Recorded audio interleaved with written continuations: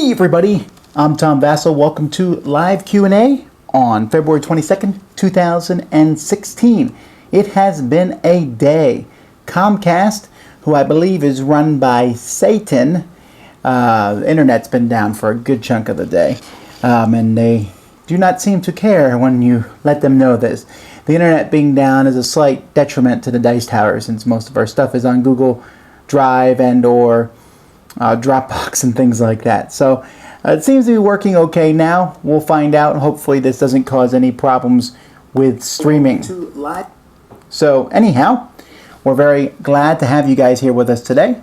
Once again, I'm Tom Vasel, and I'm going to be answering questions. The first half of this, as usual, I'll be answering questions from Q&A. There's a link for that in the description of the video, so you can go ask questions there. The second half, I'll come back here and start and answer questions that get asked here at that point in time on YouTube.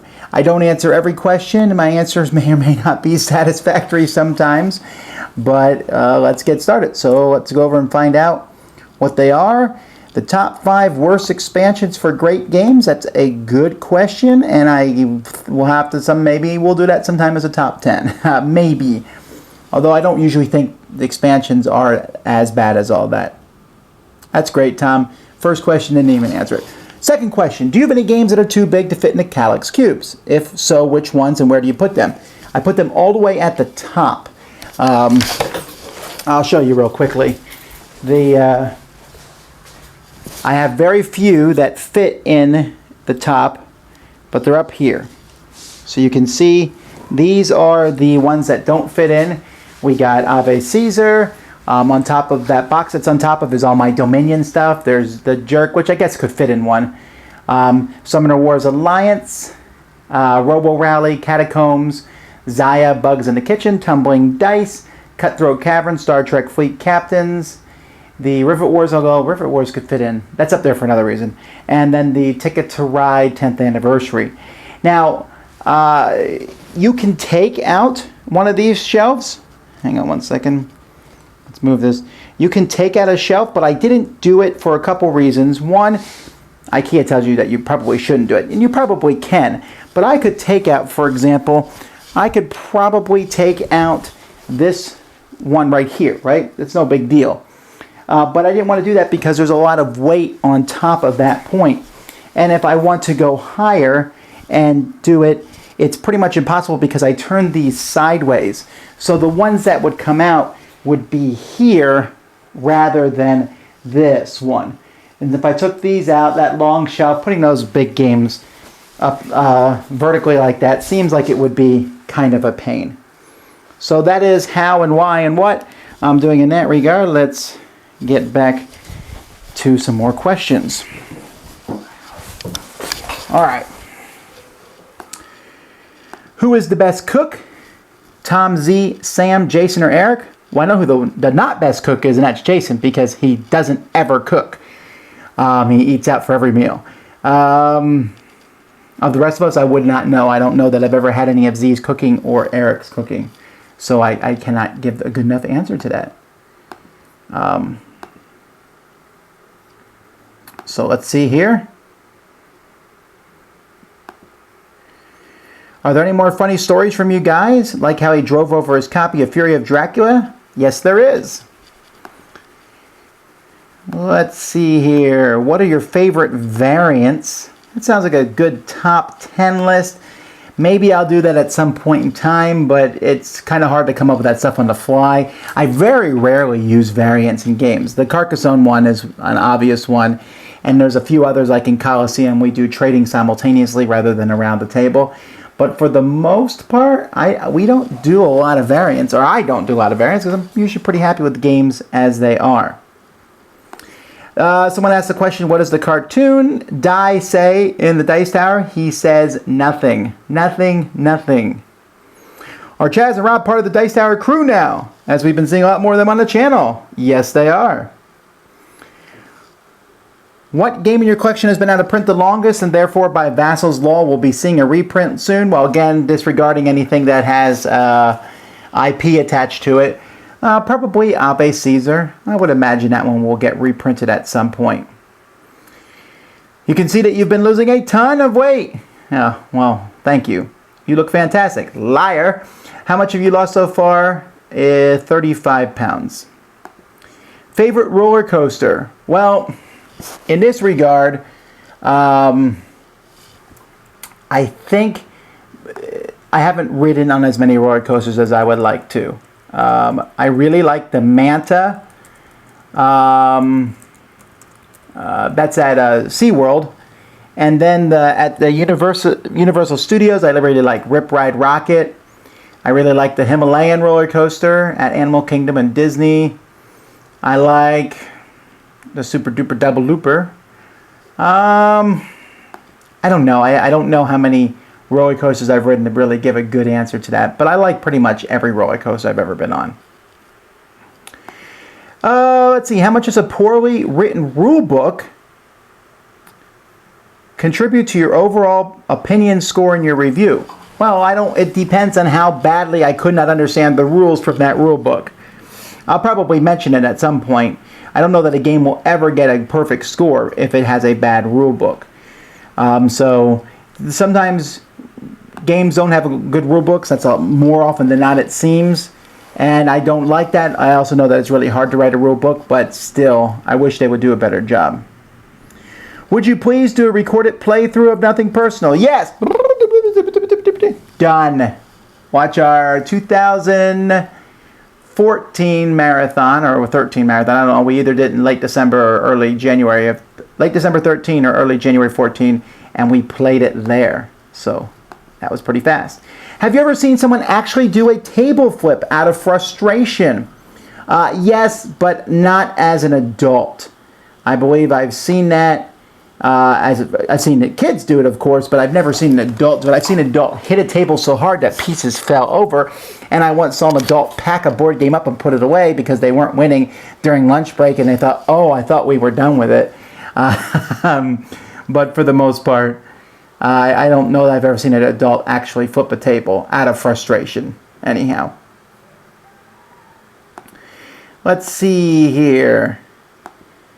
Do you ever have times when you feel like you're the least strategic player actually ends up winning what should have been a strategic game? Yes. I guess. Anything can happen in a game, I suppose.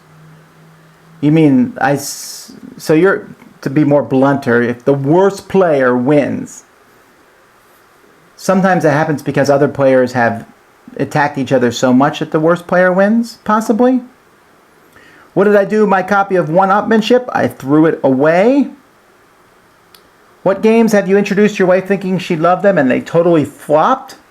I don't know. I have to go back in time because it's been a really long time, and I feel pretty confident with my wife that I know what game she'll like at this point, that I will not introduce her to a game that I think that she would not like.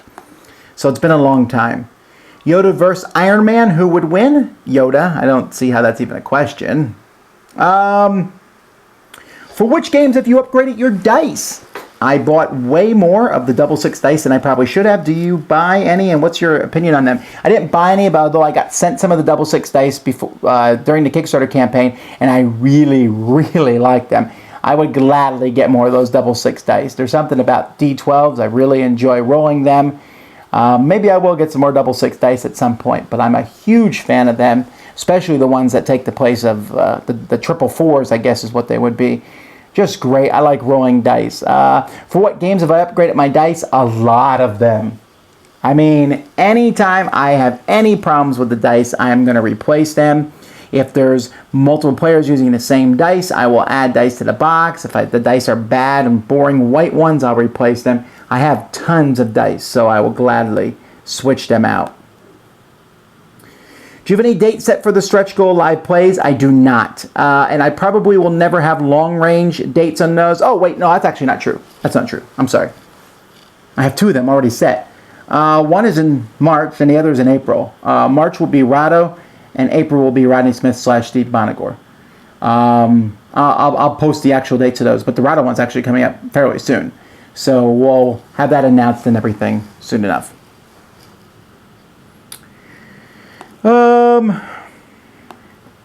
What is Ruby's favorite game? Probably that pony one, that pink one from Haba, Magical Ponies or something.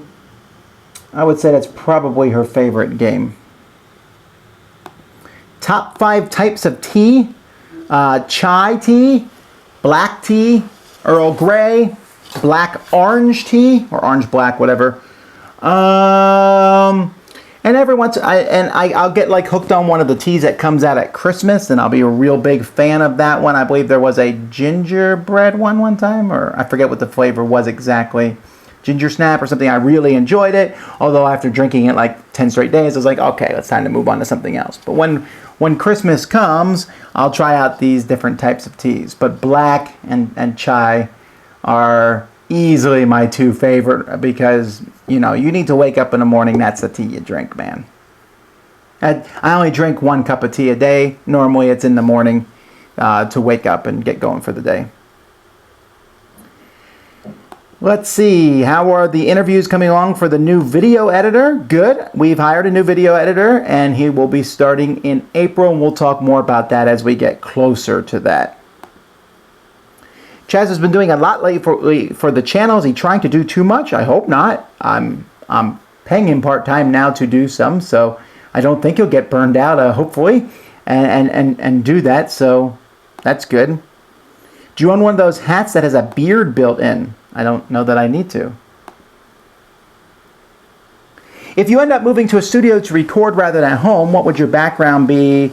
Would it be a busy standee of board games or something more simple and minimalist? A wrench has been thrown into my plans to move to a studio. I had a pretty good plan on that, but it's not probably going to happen the way I wanted it to. So now I have to explore alternative ways, so I have no ideas or no answer to that question at this point in time. My apologies. Am I proficient at using chopsticks? I am not. In fact, when I lived in Korea, I carried a fork around on me at all times. If I go out to eat, I pull out my fork. My wife always yelled at me. She said, "You do everything else in Korea, but you won't use chopsticks." I just like a fork.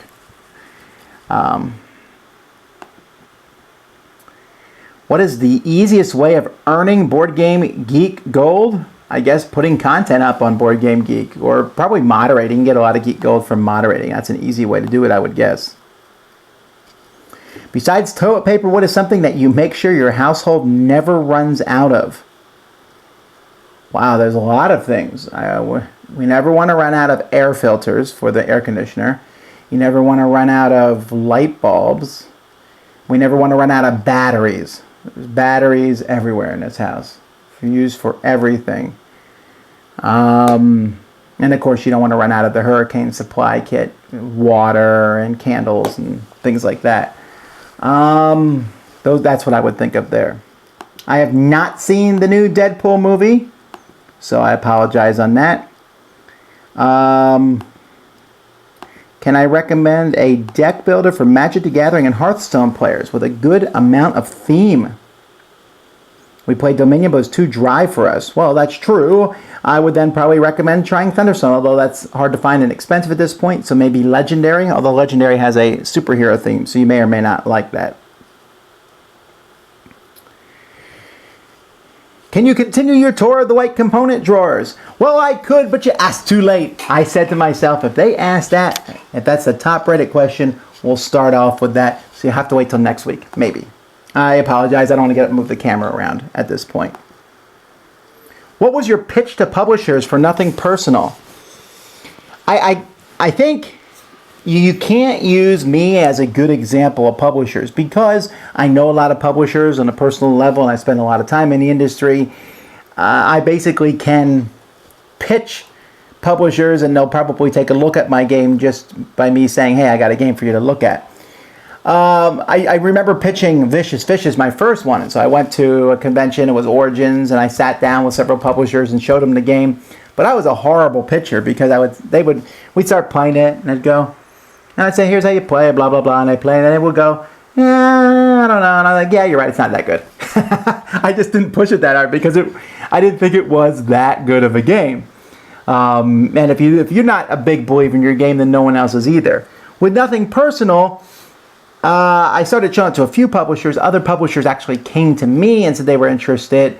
And I really had this kickstarting thing. I was like, man, we really should try that. So when I knew Game Salute, Dan did a good job at pitching me, I guess, more than me pitching him. Again, though, that's a rarity, and that's not the way it is for most people. Although you could get to that point if you want to get in the industry and hang out and demo games for publishers and do enough, and eventually they know who you are, and you say, hey, by the way, I have a board game. They're more apt to look at it. I think my pitch, though, was it's a quick negotiation area control game. I think that was my pitch. I don't remember, though. What are your views on negotiations in games where the rules don't explicitly allow for it or forbid it either? For example, I played Revolution in Las Vegas with people who make deals with each other. Well, a couple things in this. First of all, it's kind of a sticks in my craw when someone says the rules don't explicitly forbid it. The rules don't forbid a lot of things. This happens many times I play games. Someone says, the rules didn't say I could do that. The rules also did not say I can't stand up and punch you in the face. They didn't say I couldn't just take the piece and throw them on the ground. They didn't say I couldn't just take the die and set it down on whatever face I want and take that much money from the bank for no reason at all. Just because the rules don't say you can't do it. It's the other way around. The rules must allow you to do it. Now for negotiation, that's going to be tricky, and it comes per game. I don't normally have a problem with negotiation, but it's going to be in the player's group. The whole group would probably have to be accepting. One time we played a game of Age of Empires with some people, and Sam wanted to negotiate, and one of the players said, I don't think negotiation should be allowed in this game, so we did not. And I think if one person doesn't want to do it, it should not happen.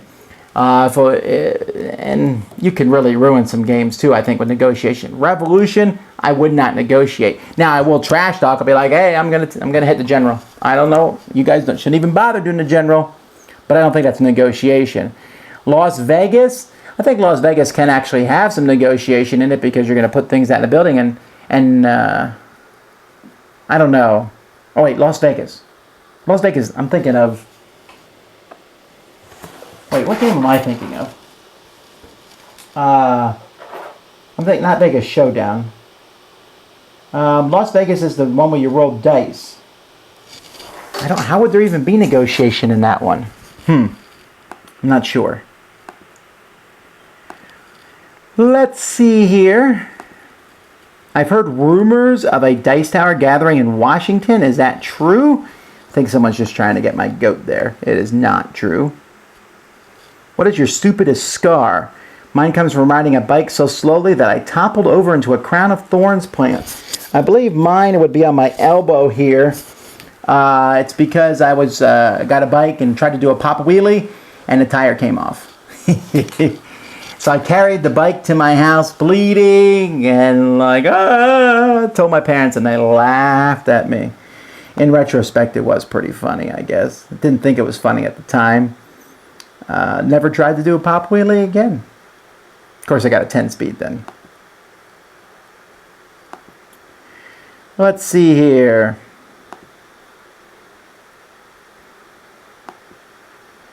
Some of the questions I'm not answering because I don't know anything about the different things, and I don't usually answer a lot of questions of that maybe I've answered questions before, or someone just says, are you looking forward to an upcoming expansion, and whatever. Is it a lot of work for you to take care of all the extra wishes that Kickstarter backers have? Is it annoying? Oh, that's kind of a tricky question. It's definitely a lot of work. One of the things that I'm asked to do more than anything else is people ask us to sign stuff. Usually we cannot sign it because it is being shipped from the Cool Stuff warehouse, and then we would have to drive up there and sign things and then make sure that one goes to a very specific person. If you want us to sign something, which again, I don't think it's worth it for us to deface your stuff like that, it's best to do that at a convention. Is it annoying?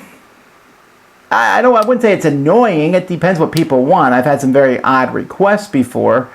To say annoying seems kind of disingenuous. You're giving me money? I don't know if that would be the right attitude to have. But the more hoops you have to jump through, I guess, the more difficult it can be. But I guess I wouldn't call it annoying. Do you own any of the metal coin and component upgrades like the ones we see all the time in Kickstarter? I do have a whole pile of metal coins. I use them whenever I think a game needs metal coins, although I have to be honest, I use poker chips more than metal coins. If only because the poker chips are easier to pull out and put into a game. If you're joining us, I'm not answering questions in the YouTube chat. I'm answering them on Q&A. A link to it there on the side. What makes a game thematic to you? Does the theme match the mechanisms? Top 100s. Do you have a plan or schedule for the top 100s this year? Yes, Jared Whitley's top 100 is going to start this week. You'll start seeing his stuff. I believe Suzanne's is starting in May. I think you'll see Z's soon, maybe? I'm not sure exactly what the dates on everyone's are, but I'm planning to spread them throughout the year rather than do a whole bunch of them at one time. And we have Chaz, Suzanne, Jared, Sam, and Z. That's 5. So, yeah, mine too. I guess it makes 6. So that's one every 2 months, hopefully. I guess that would be the goal. What are the top 3 must-buy games of 2016 so far? Well, that's an interesting question. I don't know how many 2016 games I've played. I probably have not played that many. So let's take a look here on Board Game Geek. We'll do an advanced search for games from 2016. And we'll run a search for them. Well, number 1, okay, is obviously Star Wars Rebellion. Yeah, I forgot about that. Well, Automobiles is ranked as a 2016 game, so that's 1. Oh, World of Yoho. World of Yoho would be my number 2. Okay, so we'll say Star Wars Rebellion, World of Yoho, and Quadropolis. Even though that one's technically not out, I really like that one. I have really not reviewed a lot of 2016 games yet. Automobiles I took a look at. That was good. Ninja Camp was good. Besieged I did not like.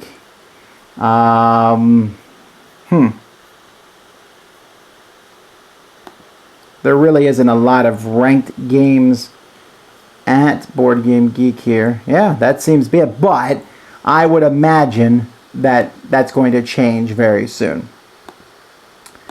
How often do you play a game that's new to you but that was released over 10 years ago? It happens. Not very often, but it happens. Sometimes I'll be like, ooh, I've always wanted to try that game out.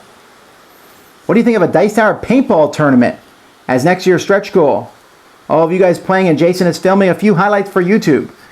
I don't know that would be a stretch goal.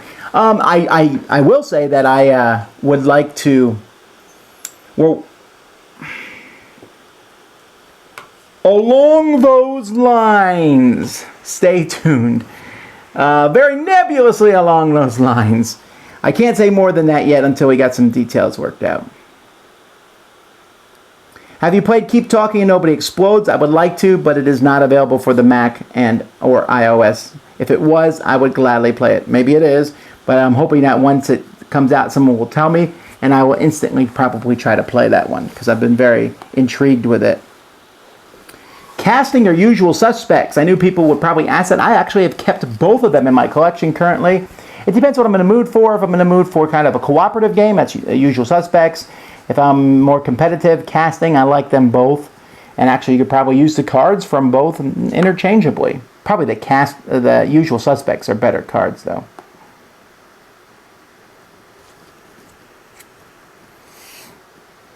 In Board Game Breakfast, you talked about pitching games and having a nice prototype, but do you have tips for card games with numbers and shapes and colors? Rudy, I actually don't know what you mean by that. You should still have a nice prototype of card games with numbers and shapes and colors. I guess, maybe I'm not understanding the question there. Do you feel virtual board games hurt or help the board game industry? By a mile, help. Help! Definitely. I mean, really, people are playing games online or on their iOS or whatever, and then they are going and finding the real games. It does not hurt at all. I can't think of one situation where it has ever hurt the hobby. I do not know what games we're playing with Riley yet. We have not done that, and he is coming alone at this point in time. If 5 Tribes had the number 5, where would it have placed in your alphabet's number titles list? It would not have made my top 10. I do like 5 Tribes. I don't love it as much as others do, but it would not have made the top 10.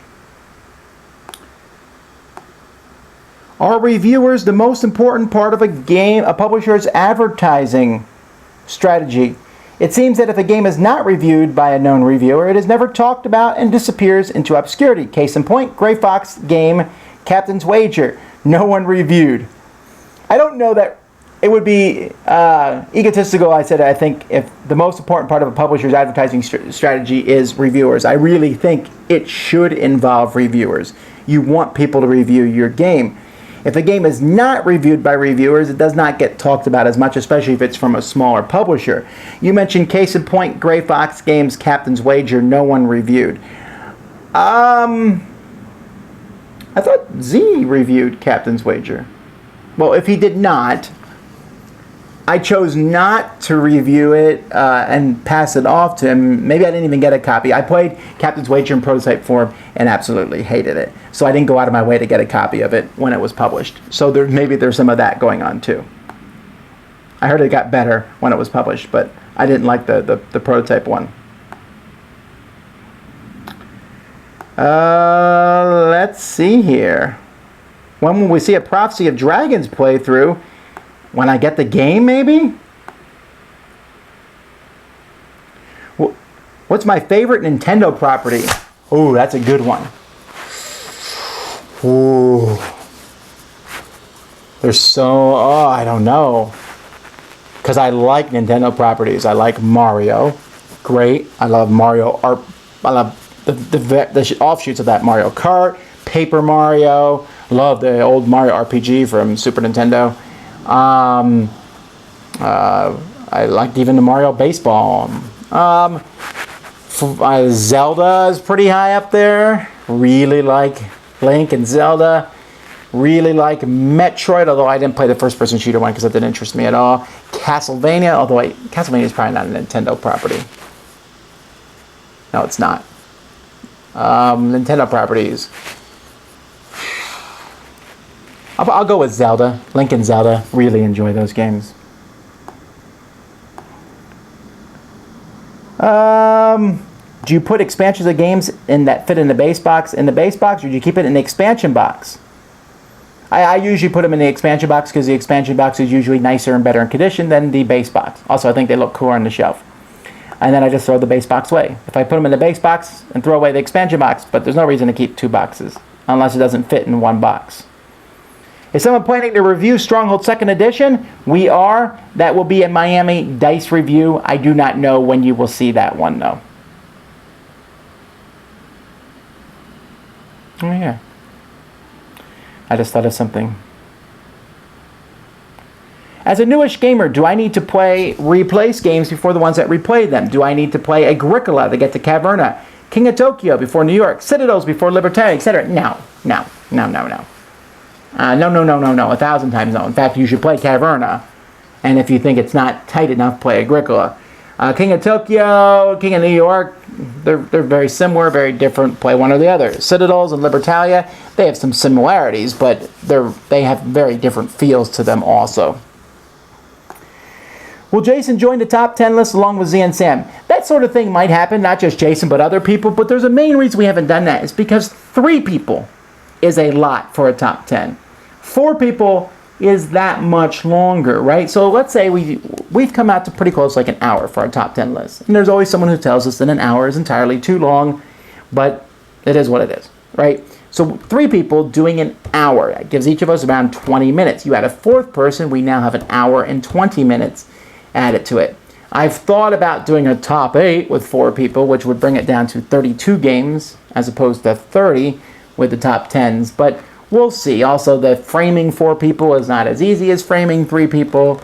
So there's a lot of different things that are involved there. So I don't know right now the best solution to that, but that's why I haven't been doing it. Let's see. Did I replace my copy of Star Wars Risk with the Black Edition? I did not keep it. Sam did, and I believe he did replace his with the Black Edition. When are you going to view Quadropolis? When I get it, but I've already done a preview on it. Look up City Mania, I believe was the name of it at that point in time.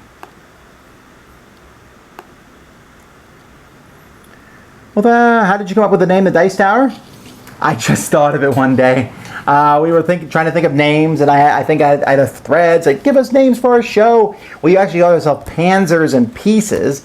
That was Joe's idea. He said war games and non-war games. But Rick Thornquist actually nixed that one because he said, listen, that just sounds like a war game thing. And he was right. And I wasn't totally happy with that name.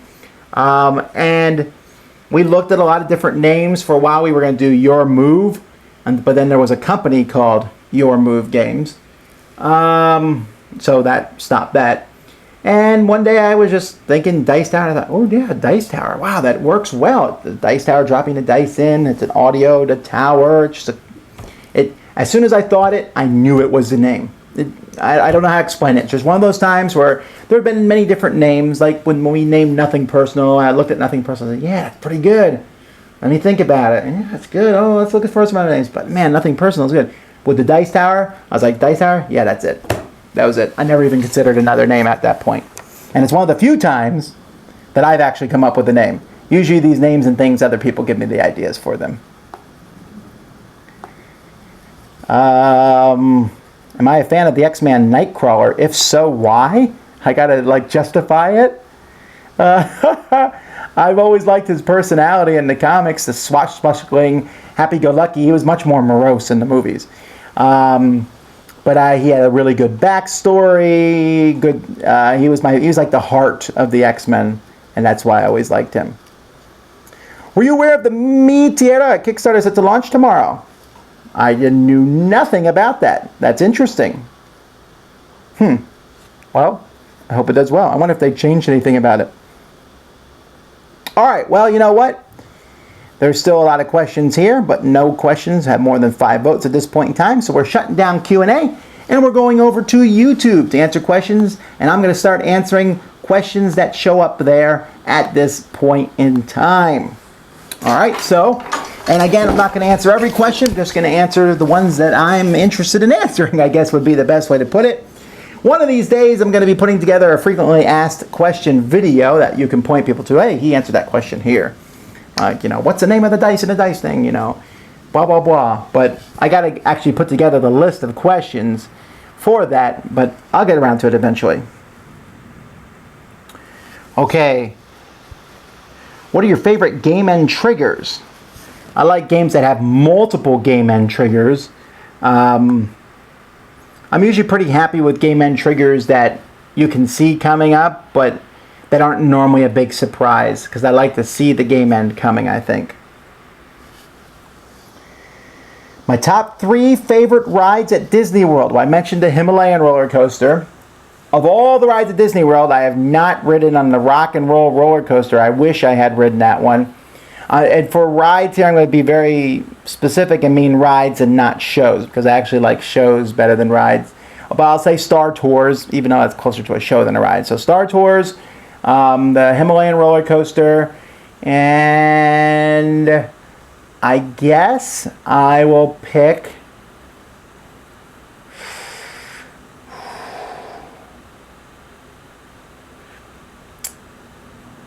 Oh, the roller coaster at Disney World. The one that goes through the mountains. I can't remember the name of that one. It's like the most popular, the most famous roller coaster at Disney World. I don't remember the name of it. My mind has gone blank, but I like that one. Space Mountain was okay, but I can't see anything, and part of me, the enjoyment is seeing stuff. And because I'm tall in Space Mountain, I thought my head was going to come off the entire time. It's okay. It's just that I like to see stuff. Anyhow.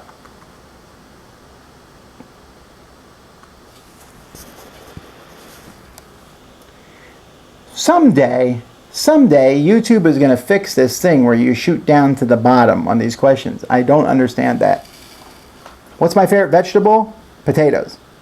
Okay, we take potatoes out of the mix, broccoli. How does Star Wars Rebellion play multiplayer versus 1v1? I'm never going to play it multiplayer, ever, because in my opinion, once I play it, it's like, I don't want to share what I'm doing with someone else. So I'm only ever going to play it 1v1. So you'd probably have to ask someone else that.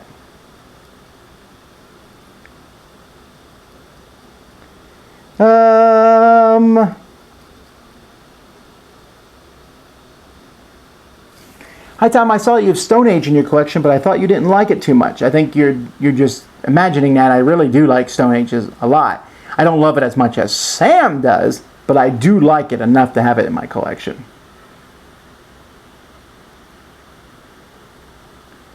Do you guys play test games from people outside of your game group? 1,000 times no. Jack says, I'm guessing you're far too busy playing finished games to get around to others. Yes, it's also much more fun. Let's see here. How much do you bench?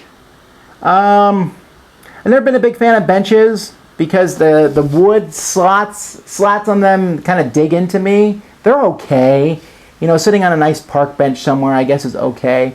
I prefer like lounge chairs over benches. Let's see. I like how people. One of the questions I have, hey, does Kickstarter launch? Thoughts? Kickstarter launch thoughts? I actually specifically don't look at Kickstarter because I'm so busy working with actual published games, and I'm sure these Kickstarter games are fantastic. I usually look at the Kickstarter afterwards, and I don't want to. I like being kind of surprised when the game comes in. I'm like, ooh, this is cool. This is cool. And then I usually don't know about Kickstarter exclusives that are missing. Who cares? I'm just looking at the actual published game. Let's see here. Z is doing fine, by the way. He went on our trip to Orlando to Prototype Con this past weekend, and everything seemed to go fine there. I was very pleased to see him getting better. Let's see. You mentioned several times that paper money should be replaced in games. Yes. Any suggestions for specific replacements for Lords of Vegas? Lords of Vegas, easy. Poker chips. I mean, that's just so obvious to me. Poker chip money is the best replacement in Lords of Vegas. When a Dice Master set comes out, do you and Jason both get a gravity box and share the contents? No. Usually WizKids will send me a gravity box, and then I look at everything in there. I get a starter set, and I get one of every character at least, so I can see everything. I don't get all the rares and ultra rares, and I really don't care. I'm pretty content with that. Jason will buy 5 gravity boxes, I think, because he wants 2 complete sets of each set that comes out, because he is intent that if he ever wants to play against someone, they can play any character against any character. So even if we pick the exact same 8 characters, we'll be able to play against each other. I think that, you know, borders on sheer insanity, but that's what he likes to do. He trades to get some of the rares and ultra rares that he needs, but that's him, not me.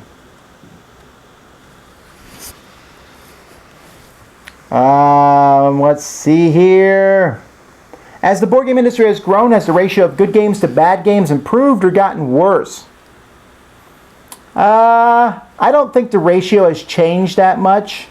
There's always been a lot of bad games that are being published. I don't know that it's gotten worse. Would a flood of bad games crash the industry like the video game crash in '83? That doesn't, no. There's no correlation at all to that, the video game crash. At all. People are trying to force a connection there when there really isn't one. Do you think that there are any gaming conventions that are better or worse for a first-time convention goer? Yes, I would highly recommend going to a smaller convention for your first time, but make sure you find out enough about it to see how welcoming they are to new people to come in. Because some conventions can, you know, people may have already had their groups, and then you go there and it's hard to get into a game.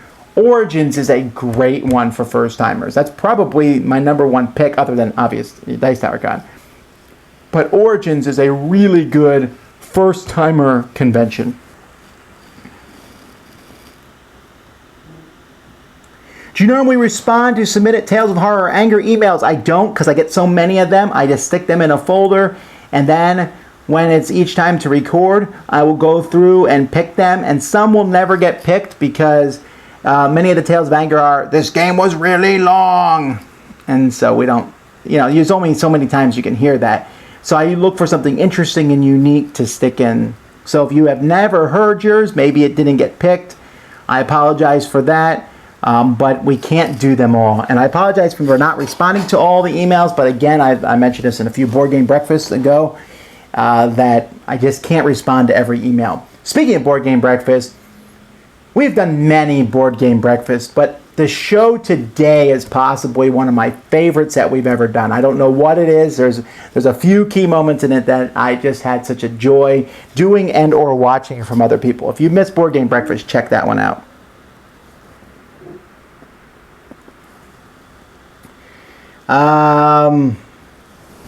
What have you done with the machine card from Cosmic Encounter? I believe it's right here. I haven't decided what to do with it. I thought maybe we'd take it to Dice Tower Con or something and make a prize. You win the ripped machine card. Half signed by Vasel, half signed by Levine. I don't know. I haven't decided yet, but you never know. That was one of those moments that was not planned and yet turned out to be, I guess, slightly memorable. Can you show us how you store your entire Dice Masters collection? Well, I just store them in these boxes. WizKids makes these boxes here with the thing. So I just have, I believe at this point I have 1, 2, 3, 4, 5, 6, 7 boxes of it.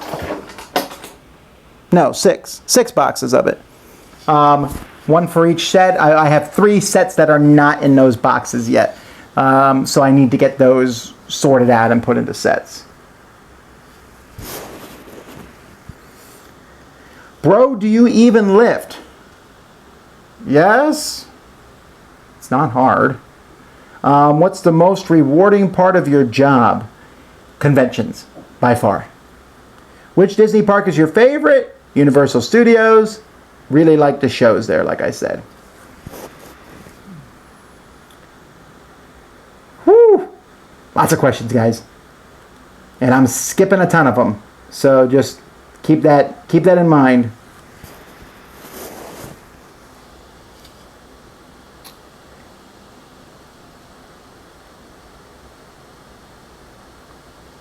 I answered this before, but I get this asked a lot. Why has there not been Dice Tower coverage of Kingdom Death Monster? Price, availability, content? Yes. Mostly price? Way too high. Not interested, really, to buy that. Content? Just not. There's a couple things about that I'm not intrigued. I didn't like the fact that the whole campaign, they over-sexualized it to sell it. Now, people said at that part that those hypersexual models are not in the game, and that may be true, but they certainly used us to sell that. And then third, I guess I'm not a big fan of the whole I'm a slave and I'm barely surviving a game and you'll probably die and it's really hard. And then if I'm going to play some kind of dungeon crawl, I want to be someone who's cool and awesome. Even if I fight cool and awesome monsters, I don't really feel like being a slave. Or whatever, or some peasant who has a club or a stick or something. That just doesn't appeal to me. But more importantly than any of that, none of that really matters. I don't want to put together 6 billion miniatures. So I'm passing on that one. Let's see here. Do you shop at club stores like Sam's, BJ's, or Costco? I have 7 children. Draw your own conclusions. What are you guys going to be doing at MeepleCon in Las Vegas? Playing games. Let's see. What do you think of reviewers who don't give their favorite game a perfect rating? I think, that's interesting. I don't know. There's people on Board Game Geek who are like, I will never give a game a 10 because there's no such thing as a perfect game. But if you do that, you've just rendered the 10-point scale useless, right? So your 9 is actually a 10. So then we have to adjust our minds to say, oh, his 9s are 10s. Whatever. I don't care. People can do what they want, but I'm going to give my favorite games a 10. Big Thunder Mountain. Yes, that's the Disney ride that I was forgetting. One of my favorite experiences, with all my girls, we rode Big Thunder Mountain one time, at night, and the fireworks were exploding as we went through. It was just a really cool experience. Can you describe your most perfect Sunday afternoon? I don't know, a good meal, and I spend most Sunday afternoons putting board game breakfast together nowadays.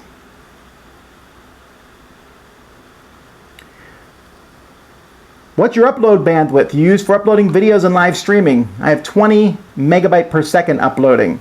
How long does it take you to upload an average video? It depends. Videos can take depends on both the upload speed and on YouTube that day. It can take us 2-3 minutes, or it can take 45 minutes to upload a video. We spend a good chunk of our days uploading videos.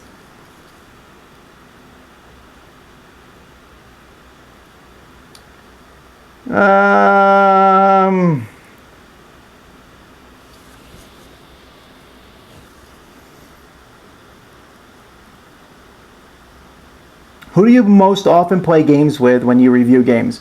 Guys in my gaming group or my kids. Guys in my gaming group, I'll play... folks in my gaming group, I'll play with pretty much anybody. It doesn't matter to me.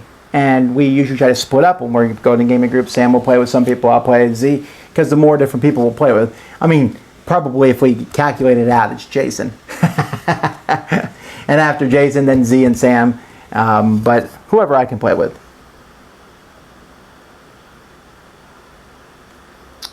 Let's see here. Any advice for starting to review games? Are there too many reviewers already? I don't know if there's too many reviewers. I think that you just have to find a voice. You need to be excited. You need to be consistent. You have to just do something differently than other people. How easy do you go on new players when teaching a game? Do you worry about the strategic depth of the game being lost? I don't crush new players to a game unless they come in bragging.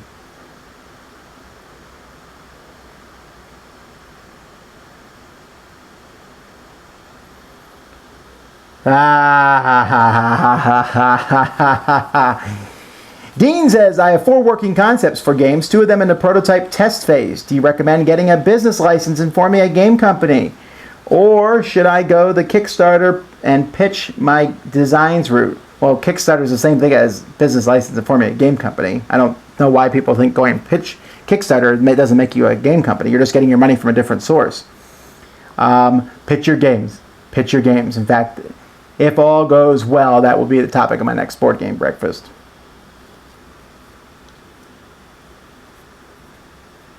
There's been a big hubbub about DVG using Kickstarter as essentially a pre-order mechanism, then a source to help develop a game. Why is that bad?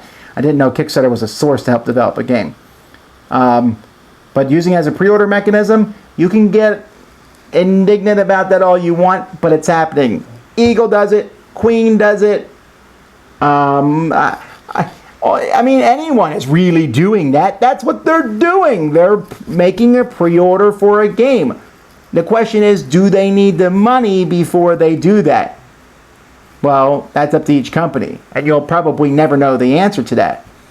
I don't know. And then when can a company stop using Kickstarter? Must stop using Kickstarter when they have 5 games, 6 games? I don't know. I've never cared about that. Who cares if they need to or not? Support them or don't.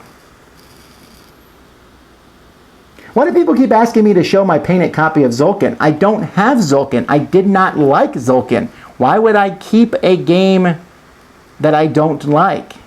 I don't have it. I don't. Stop asking.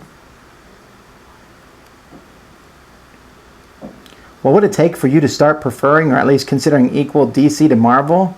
Like a change in my brain? I prefer DC is why I ask. Are you trying to convert me? It's not that I hate DC. DC's fine. I just like Marvel better. I don't think there's like a... Why do I like vanilla frosting better than chocolate frosting? I just do. I don't think there's a big reason for it. I should mention here at this point in time, because there's still time here for me to answer questions, that if I haven't answered your question the first time you asked it, the second time will probably not help get it through.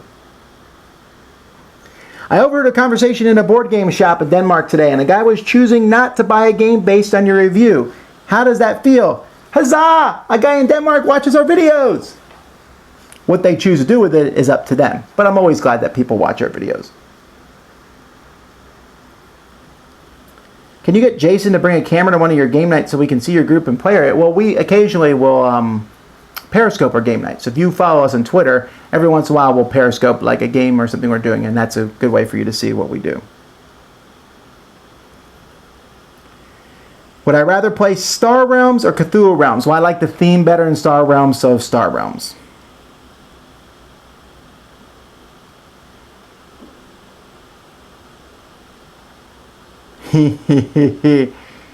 Is there an instant shutdown condition that will cause you to absolutely not review a game?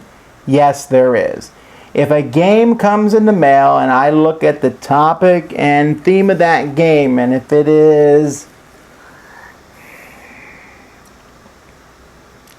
R-rated maybe, I guess would be the equivalent movie, or just obviously an incredibly not family-friendly game, the game does not even get a chance, especially if it depicts, if it's a poor role model for my daughters. I think would be a good answer for that. There's a hubbub going on Board Game Geek right now over, what's the game about? Where you're a slime monster and you're going after girls and stuff. And I forget the name of the game, but I got that game a while ago and it instantly went in the garbage. Because what if my girls saw me playing that game? What would they think? A game in which that, you know, and then I saw some people defend it and say, don't tell me about my choices. I won't. But as for me in my house, that game's going in the trash. It just is. And there's a lot of games like that, and I'm pretty strict in that area, and I'd make no apologies about that. There are plenty of other reviewers who will take a look at that, so I'm not hurting the game. But if the game I think is just off kilter, I got a game one time that was when I was over in Korea. They sent me a game that was specifically about killing missionaries, and I thought, no. There are some games that I probably should have gotten rid of in the past because of theme, and some of them I've reviewed. I think Killshot comes to mind. Again, there's some times, but I'll give most games a chance. Most games a chance, but sometimes I don't give it a chance, and I never feel bad about that. And then people will call me a prude or whatever names they want to call me, but I've learned to live with that because I would rather care what my kids and wife think about me than what some anonymous people on the internet think. Let's see. How closely are you following the presidential election? Extremely closely, but not for the reasons you think. Most people are following the presidential election because they care about who's going to win. And I am, it does have a bearing on my life, but I find the electoral system, it's a game, man. And so I am watching this, I have a link and I watch the votes. I'm like, okay, so they got that many votes and the whole thing is fascinating. Someone falls out, so their votes are now going to this person. As a game, and yes, the consequences of that game affect everyone in America and probably much of the world live. So it is important. I'm not belittling that at all. But I'm so fascinated. I'm like, when a new primary comes up, I'm like, ooh, who's going to win? Okay, so they got this many numbers now. I don't know. I just find that sort of thing fascinating. I'm probably not the best person to ask about politics.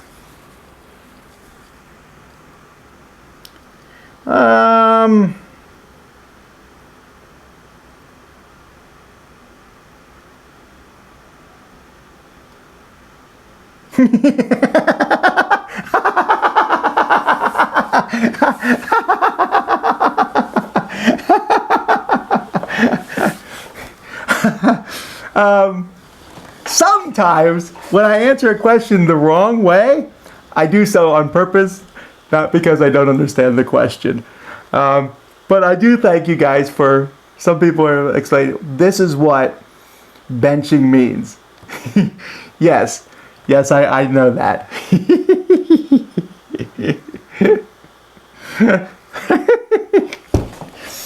I'm sorry. Sometimes I'm too droll. My wife yells at me about this a lot. She says, you need to, let people know when you're joking. Sorry. All right. I apologize. I thought that was more obvious than it wasn't. All right. Okay, let's see here.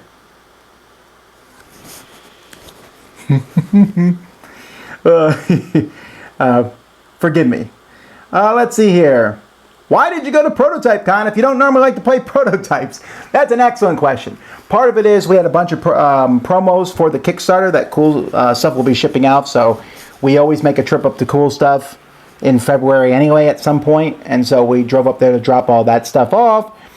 And we thought maybe, hey, there's a convention, people will be playing other games, and I was keeping one eye out. I might find a game for Dice Tower Essentials, and maybe I did. But I don't want people to, I tried to keep it as low-key as possible. I specifically at these conventions do not play most of the prototypes. I played a total of 3. One I highly disliked. And see, I hate that, right? Because I played this prototype and I did not like it at all. And I explained to the person very clearly, I didn't like this, or this. By the time I'm done, I knew he's not feeling good, and I know I hate trouncing on someone's game like that, but I feel so passionately about these games that I want to say, hey, you know, look at this. And I felt bad about that. One game I loved, and I played it because Jason had played it first, and then came to me and said it's a really good game. So he's kind of like my buffer in that regard.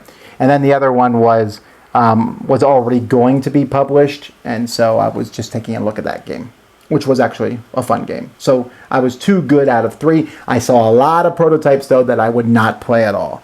I looked at them, and like they would say, this is how this game plays, blah, blah, blah. Then they would mention something and go, yeah, I'm out. And I wouldn't say these, and so I got to be careful. I'm not, you know, I'm not this holier than thou. I don't play prototypes, but I really don't enjoy it that much.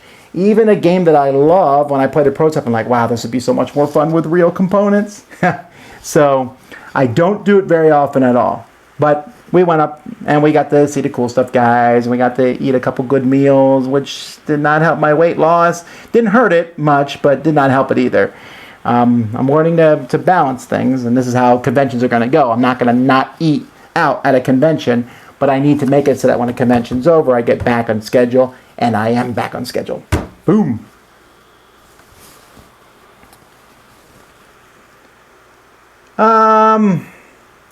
Is Estoril 1942 going to be the Dice Tower Essentials line? I would have taken it, but another company has it, I believe.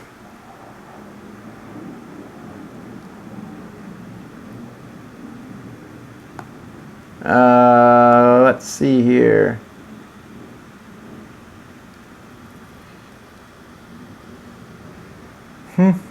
How do you organize your Dice Masters? I don't know.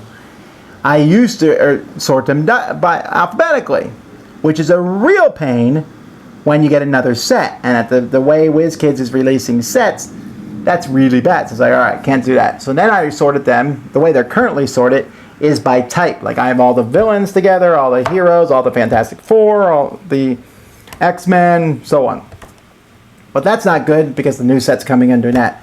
So I'm going to unsort them all, and I'm going to probably do what Jason does and just sort them by set, with the main difference being I will have not a complete set for each one. But I'm okay with that.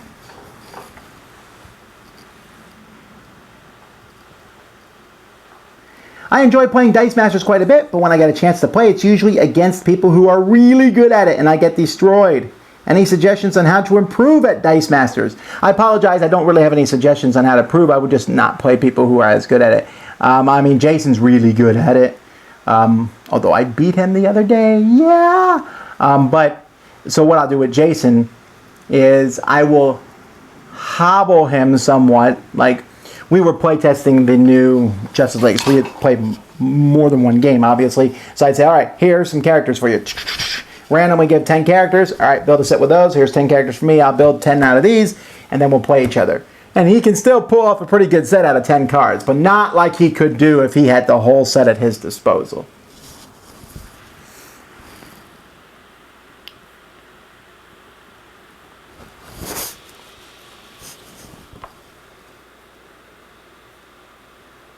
Woo! All right, I'm going to start zooming down here. I don't got much time left, and not a ton of questions.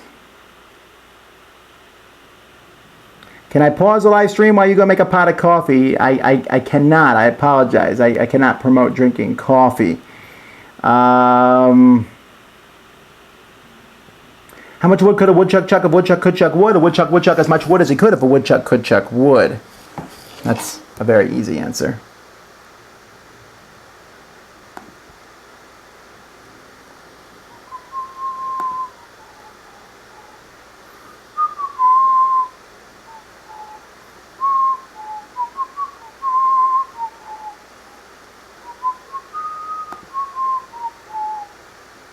I don't know why I'm whistling a Christmas song. Let's see here. The prettiest Disney princess. Huh. I think I'd go ask my girls that.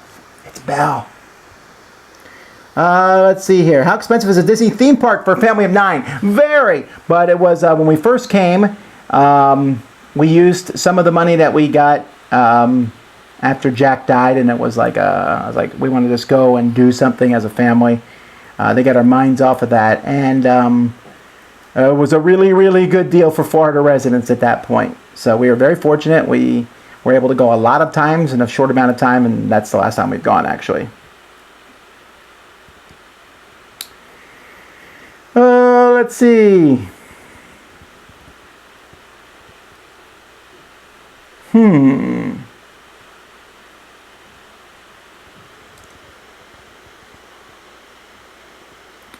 All kinds of interesting questions here.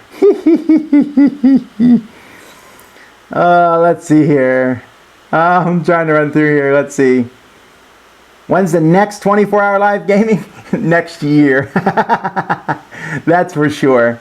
Who's my favorite NASCAR driver? I don't even know who the NASCAR drivers are. I apologize. I know some of the most popular drivers because they show up in advertisements and things like that. But for the most part, I don't know many. I apologize. Do you still wear suspenders? I do. I like suspenders. I've worn belts in years. I'm always wearing suspenders unless I'm at home maybe and I don't need to worry about my pants falling off. And although now I really need to wear suspenders because my pants have all suddenly gotten bigger for some reason. So I'm not too upset about that. What's my opinion on Broom Service? That's actually a game I passed off on Z to review, but I liked it. I did not expect to, but they made a minor change from the game that it was based on, and it was fine. I had a good time playing it.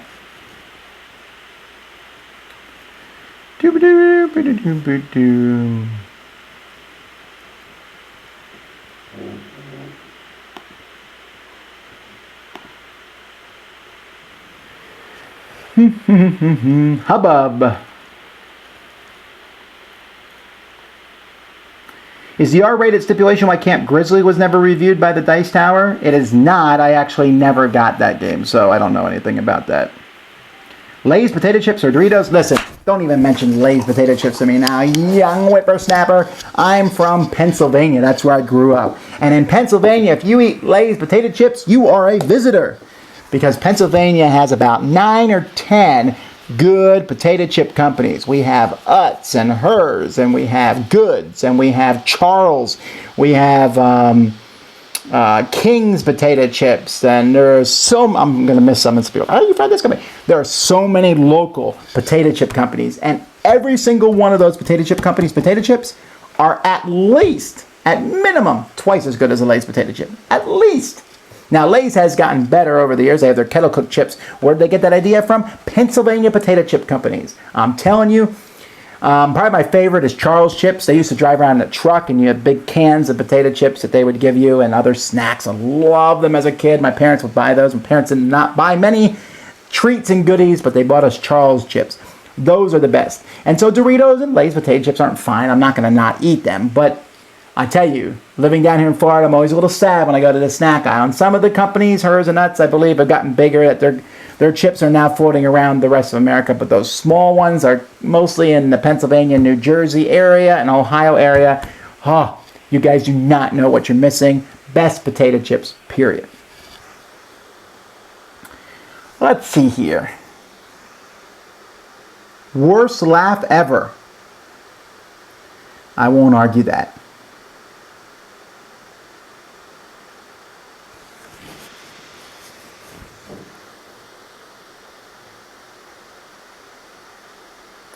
Do you like durian fruit? You know, I've never had it. I've always wanted to try it. In Malaysia, they got signs in the nice hotels. You may not eat durian fruit in a hotel because durian fruit smells horrific, but it's supposed to taste really good. I would try it if I ever came across it and had a chance to eat it. When I was in Malaysia, I was just busy doing other things and never got a chance to go out of my way to eat it. But I would try it. I heard it's quite good. How many takes does a typical board game breakfast segment you record take? It depends. Most of the time, they just take one take. My intro and outro, I usually record multiple times. The news, if you watch all my reviews, every once in a while, you'll be able to catch where I stopped recording and started recording the next section. Because I try to make it as seamless as possible when I'm doing that. But usually most things take one take. I think about them a while before I say what I'm going to say. I'll write notes on my tablets here that I have. So usually just one.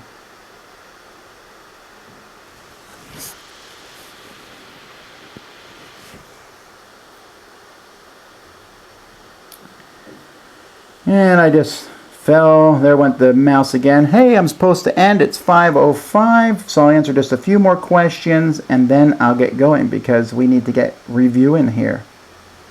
At least the internet's still working. That's good.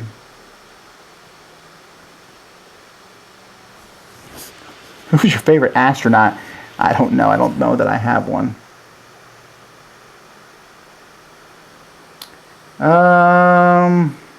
Do you go to spring training games? I don't. I would like to, but you know, I live in a city where there's a great Marlins stadium, and I still haven't even gone to see those.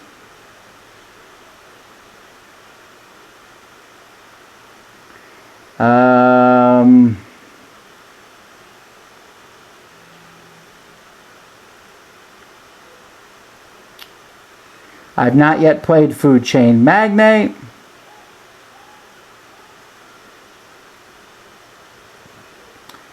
Top 10 German dishes. I don't know if I've eaten enough to give a good top 10 there on that. I will try kettle chips when I come to London. Not a problem. Let's see here. Well, maybe we have run out of good questions. What is coming up on the review list? Well, all right, that's a good question. Torres, this is an older game. Me and Jason will be taking a look at this one coming up here. I have the expansion number 3 for Escape, Traps. This delight, Space Yogurt. This one I'm sure people will be interested in my opinions on. Mega Man, the board game, or maybe not. This is a cool property. I don't think this is a Nintendo property though. It's Capcom. And Gigamon. This is a kid's game. So those are the 5 that I'm working on right now. I also am looking at Steamworks Through the Ages, Legendary Secret Wars 2, Pixel Tactics 4 and 5, and many things beyond that. The top 10 games that start with the letter A. We got some interviews coming up. There's a lot of stuff going on. So that's what's coming up this week. All right. Well, folks, I believe that is that. So I guess I'll end here. Stay tuned. More stuff coming this week from the Dice Tower. Once again, I do appreciate all those people come in and ask questions. I apologize. I do not mean if I skipped your questions, I apologize for that. But maybe I'll get to a question you ask another time. So, folks, once again, I really appreciate you all watching. Don't forget Dice Tower Cruise is getting lower in rooms. I'm so excited about that, but it is December. That's still a while away. Right now, it's all about Gamma Trade Show. That's only a few weeks away. A new video camera and new audio equipment. I'm writing a check today for the new audio equipment. I'm excited that will be a couple weeks before that takes place.